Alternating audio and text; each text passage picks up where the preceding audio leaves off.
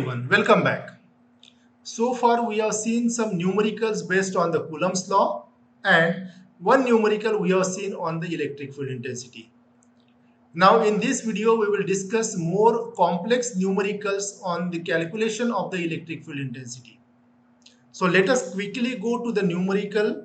First read the numerical very carefully. You understand the numerical and then try to solve what is asked in the numerical. So let us go. So यहां पे अगर आप पढ़ते हो अ point charge Q1, एक charge दिया हुआ है point charge Q1 that is equal to 10 microcoulomb is located at point P1 1 2 3 while Q2 is equals to minus 5 microcoulomb is located at point P2 whose coordinates is 1 2 10. What you have to calculate? Find the coordinates of P3 at which a point charge Q3 experiences no force. You have to read it very carefully. Find the coordinates of the P3 at which the point charge Q3, एक तीसरा भी charge आया हुआ है, कौन से point पे हो? P3 पे, and this Q3 experiences no force. So what is the situation? See, now you have to imagine and you have to graphically draw, right? अगर आप देखते हो चार्ज Q1 और Q2 एक पॉजिटिव चार्ज है और दूसरा नेगेटिव चार्ज है. Q1 is positive charge and Q2 is negative charge. And if you see the coordinates of point P1 and P2, you will find that the x and y coordinate of this point 1 and x and y coordinates of this point 2, they are same, right? इसका मतलब सिर्फ z coordinate very हो रहा है. इसका मतलब ये दोनों पॉइंट जो है वो ऐसे लाइन पे प्रेजेंट है जो z एक्सिस को पैरेलल है, क्योंकि z वेरी हो रहा है हमारे पास, z कोऑर्डिनेट वेरी हो रहा है. इसका मतलब ये z एक्सिस अगर है हमारे पास तो इसके पैरेलल में एक दूसरा एक्सिस है, राइट, जहां पे x इज इक्वल टू कितना है 1 है और y इज इक्वल टू कितना है 2 है. और यहाँ पे एक चार्ज जो है हमारे पास, एक चार्ज कहाँ पे है? एक चार्ज Q1 अगर मैं ये ले लेता हूं तो ये कहाँ पे है? It is present at 1 2 and the z coordinate is 3. और दूसरा चार्ज है हमारे पास Q2,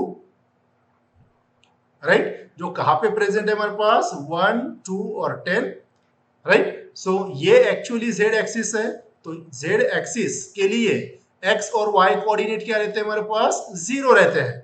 लेकिन x और y कोऑर्डिनेट 1 और 2 दिया हुआ है, इसका मतलब, और z वेरी हो रहा है, इसका मतलब ये जो दो चार्जेस है किसी एक दूसरे एक्सिस पे प्रेजेंट है जो इस x एक्सिस को पैरेलल है, ध्यान में रखिए, राइट, और जिसमें z वैल्यू ही वेरी हो रही है इस कोऑर्डिनेट की. तो एक Q1 यहाँ पे है, Q2 यहाँ पे है. तो as according to the theory of the Coulomb's law, we have seen that whenever we are having the two charges nearer to each other, they will experience a force of attraction or repulsion depending on its magnitude and distance. So ये situation है. अभी दिया क्या है देखिए, find the coordinates of P3 at which a point charge Q3 experiences no force.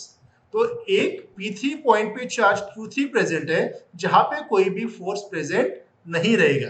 तो मैं थोड़ा सा हॉरिजॉन्टल डायरेक्शन में निकालता हूं, थोड़ा सा सेम चीज जो है मैं थोड़ा सा इसको हॉरिजॉन्टली प्लॉट कर देता हूं सो दैट हमको थोड़ा सा ज्यादा स्पेस मिले, राइट. तो सिचुएशन क्या लिया है?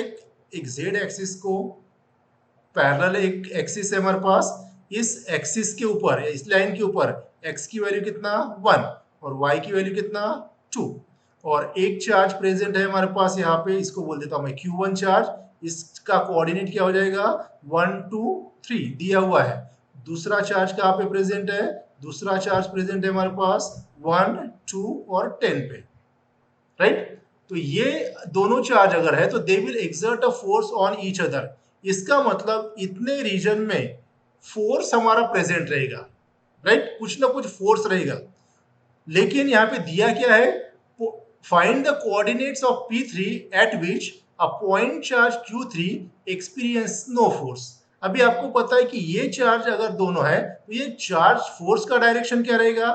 आइदर इस डायरेक्शन में रहेगा या इस डायरेक्शन में हो सकता है. वी डोंट नो कि कौन सी डायरेक्शन में हमारे पास फोर्स है, लेकिन इस रीजन में फोर्स रहेगा ही रहेगा, ठीक है। तो इसका मतलब हम चार्ज Q3 को यहाँ पे पुट नहीं कर सकते। क्यों? क्योंकि उन्होंने दिया कि Q3 एक्सपीरियंसेस नो फोर्स। इसका मतलब Q3 ये दो चार्ज के बीच में नहीं रह सकता, ध्यान में रखना है। तो क्या करना है, आइदर Q3 हमारे पास इधर लेफ्ट में रहेगा या Q3 हमारे पास राइट में रहेगा। तो हमको पता नहीं है, तो क्या कर लेते हैं, एक Q3 मैं यहाँ पे अज्यूम कर लेता हूँ, क्योंकि force is along this axis, इस एक्सिस के अलोंग फोर्सेस है। तो मैं इसी एक्सिस पे एक चार्ज Q3 ले लेता हूँ, जिसके कोऑर्डिनेट्स कितने रहेंगे अभी हमारे पास, देखिए इस लाइन के ऊपर कहीं पे भी पॉइंट अगर आप लेते हो, उसका x कोऑर्डिनेट 1 रहेगा और y कोऑर्डिनेट 2 रहेगा। इसलिए यहाँ पे Q3 के जो कोऑर्डिनेट्स रहेंगे वो कितने रहेंगे, x इज 1, y इज 2। और z कोऑर्डिनेट मुझे पता नहीं है, तो z कोऑर्डिनेट के लिए क्या कर लेता हूं मैं, z कर लेता हूं। और यहां पे बोला है कि फोर्स की वैल्यू कितना होना चाहिए, 0।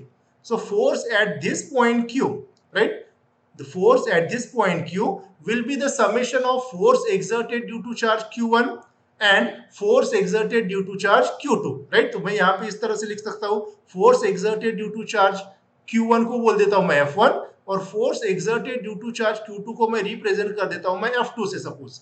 So the total force on this charge Q3 will be the vector summation of force due to charge Q1 and force due to charge Q2। और ये फोर्स कितना मिलना चाहिए बोला है, ये total force should be equal to 0, because Q3 experiences no force बोला है। इसका मतलब इसकी वैल्यू कितना आना चाहिए, मेरी 0 होना चाहिए।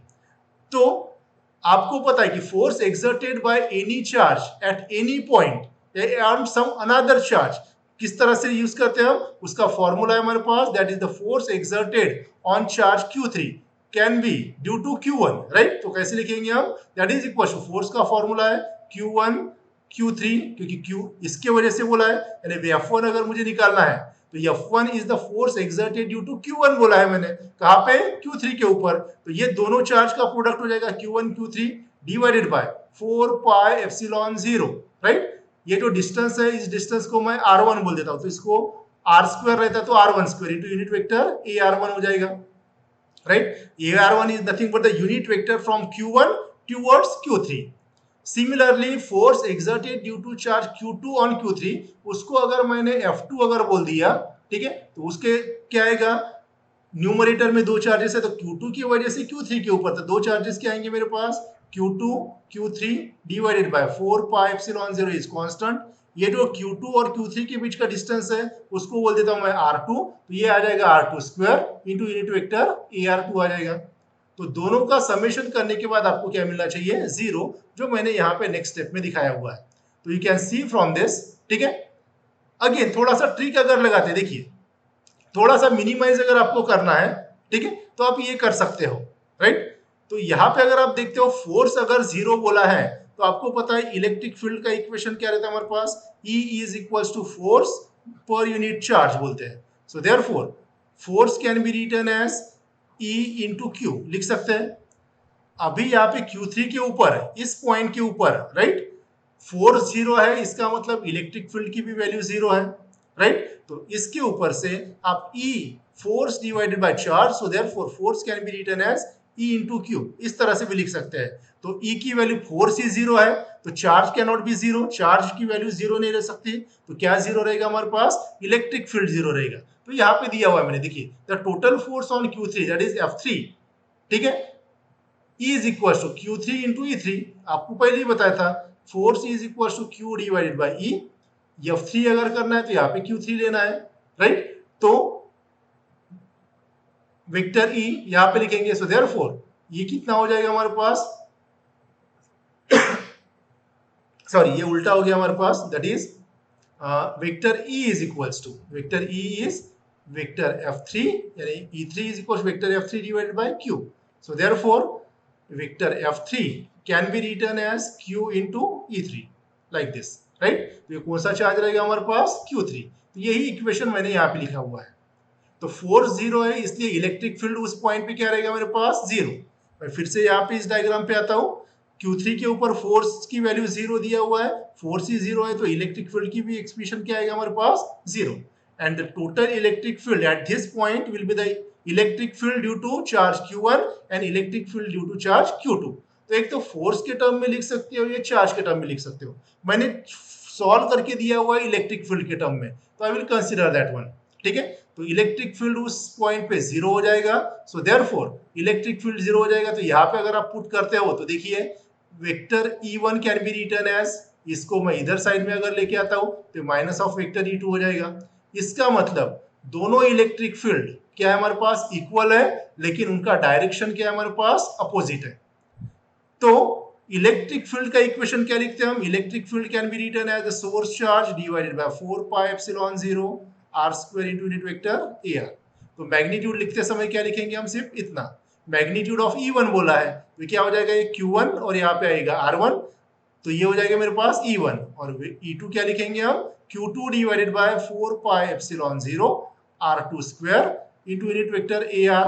ठीक है, ये वेक्टर E2 हो जाएगा, लेकिन मैग्नीट्यूड अगर ले रहे तो हमको इतना ही लेना पड़ेगा। ठीक है, तो देखिए ये हो जाएगा हमारे पास Q1 can be written as, Q1 की वैल्यू आपको दिया हुआ है 10 इंटू 10⁻⁻6, आप न्यूमेरिकल से देख सकते हैं, राइट। देखिए Q1 is 10 microcoulomb and Q2 is 5 microcoulomb. तो आप देख सकते हैं यहाँ पे चूंकि मैग्नीट्यूड लेना है आप लोगों को, तो 10 इंटू 10⁻⁻6 4 पाई एप्सिलॉन 0 वैसे ही रख देता हूँ, वैल्यू पुट नहीं किया तो भी चलेगा क्योंकि दोनों साइड का कैंसिल हो जाएगा हमारे पास। R1 कितना आएगा, देखिए R1 में यहाँ पे फिर से इस डायग्राम पे जाता हूँ, R1 कितना मिलेगा, R1 क्या बोला था, R1 is nothing but the distance of this Q1 from this charge Q3, right. तो अगर आप डिस्टेंस निकालते हो तो क्या हो जाएगा, ये फाइनल पॉइंट है और Q1 इनिशियल पॉइंट है, तो 1 under root of 1 minus 1 whole square plus 2 minus 2 whole square, right, plus z minus 3 whole square. तो 1 माइनस 1 0, 2 माइनस 2 इज ऑल्सो 0, तो z माइनस 3 होल स्क्वायर आएगा, इसलिए मैंने डायरेक्टली यहाँ पे z माइनस 3 होल स्क्वायर लिखा हुआ है, right, that is equals to. Then दूसरा है हमारे पास E2 की वजह से, तो E2 की वजह से क्या लिखेंगे हम न्यूमरेटर में, देखिए formula E2 is Q2, magnitude लिखना है, तो Q2 की वैल्यू क्या दी आपको, -5 माइक्रोकूलम, लेकिन आपको लेना है magnitude, so 5 into 10⁻⁻6 divided by 4 pi epsilon 0 already है, और R2 स्क्वायर कितना आएगा, अब ये R2 की वैल्यू देखिए, R2 is nothing but what, R2 is nothing but the distance of Q2 from Q3, यानी Q2 और Q3 के बीच का जो डिस्टेंस है that is nothing but your R2। तो R2 कैसे लिखोगे again, that is under root of x coordinate square यानी 1 माइनस 1 उसका स्क्वायर यानी 0 स्क्वायर प्लस 2 माइनस 2 उसका स्क्वायर यानी अगेन 0 स्क्वायर, सॉरी ये लेना है 1 माइनस 1 उसका स्क्वायर इज 0 स्क्वायर, 2 माइनस 2 उसका square is 0 square, then z minus 10, right, z minus 10 इसका स्क्वायर, राइट। तो R2 की वैल्यू क्या आएगी, z माइनस 10 होल स्क्वायर, जो मैंने यहाँ पे पुट कर दिया है, आप देख सकते हो z माइनस 10 होल स्क्वायर। तो इसको आपको सॉल्व करना है, 4 पाई एप्सिलॉन 0 इधर भी है, कैंसिल हो जाएगा, 10⁻⁻6 10⁻⁻6 भी कैंसिल हो जाएगा, ठीक है। देन 5 2 10 हो जाएगा, तो कुछ टर्म्स मैंने कैंसिल किए हैं, तो 2 into z minus 10 whole square ये लिखा हुआ है, and that is equals to इस z माइनस 3 होल स्क्वायर को राइट हैंड साइड में लेके आता हूँ तो ये मिलेगा आपको। तो इसको अगर हम सिंप्लीफाई करते हैं तो कितना मिलेगा, ये इसका सिंप्लीफिकेशन आएगा हमारे पास 2z square plus 200z minus 40z that is equals to, इसको सिंप्लीफाई करते तो z square plus a square minus b square का फॉर्मूला अप्लाई करना है, तो यहाँ पे ये मिल जाएगा। तो इसके ऊपर से एक क्वाड्रेटिक इक्वेशन मिलेगा आपको, z square minus 34z plus 191 that is equal to 0, और ये क्वाड्रेटिक इक्वेशन को अगर आप सॉल्व करते हो तो आपको z की वैल्यू मिल जाएगी।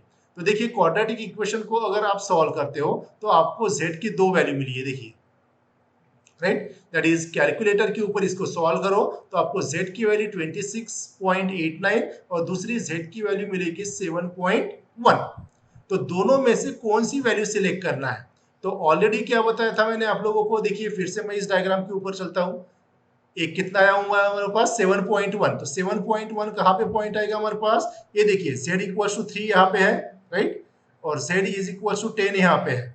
इसका मतलब z अगर मैं 7.1 अगर लेता हूँ तो Q3 मेरा यहाँ पे रहना चाहिए, राइट, लेकिन मैंने ऑलरेडी बताया कि Q1 और Q2 के बीच में अगर Q3 रहता है तो definitely it will experience some force, लेकिन न्यूमेरिकल में दिया हुआ है कि Q3 के ऊपर कोई भी फोर्स एक्सर्ट नहीं होगा, इसलिए Z की वैल्यू जो 7.1 आई हुई है वो हम नहीं ले सकते, उसको हमको क्या करना पड़ेगा, निगलेक्ट करना पड़ेगा। So that's why. और दूसरी वैल्यू आई है हमारे पास 26 पॉइंट समथिंग, तो ये इस रेंज के बाहर है, 3 और 10 के बाहर है, इसलिए वो Z की वैल्यू हम सिलेक्ट कर सकते हैं। तो आप देख सकते हैं यहाँ पे डिस्क्रिप्शन भी दिया हुआ है मैंने यहाँ पे, that is but vector E1 and E2 get added in the region between 3 to 10।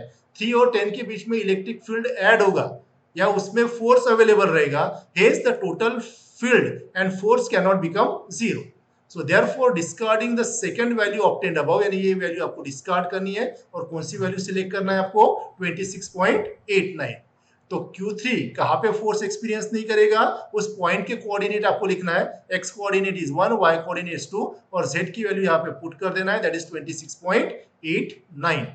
So in this way you can solve such a tricky numerical. इस तरह के न्यूमेरिकल सॉल्व करने के लिए थोड़ा सा आपको ट्रिक लगेगा, जब तक आप इमेजिन नहीं करोगे, थोड़े से बेसिक कंसेप्ट अगर आपके क्लियर नहीं है तो इस तरह के न्यूमेरिकल सॉल्व करने में आपको दिक्कत जाएगी। अदरवाइज अगर आप स्टडी करके कंसेप्ट क्लियर करते हो दैट इज ऑल्सो ओके। तो जनरली ये जो न्यूमेरिकल ले रहा हूँ, इस न्यूमेरिकल के बाहर के न्यूमेरिकल आने के चांसेस थोड़े से कम है, तो इन न्यूमेरिकल्स को आपको प्रॉपरली प्रिपेयर करना है। So friends, that's all for this video. Bye bye.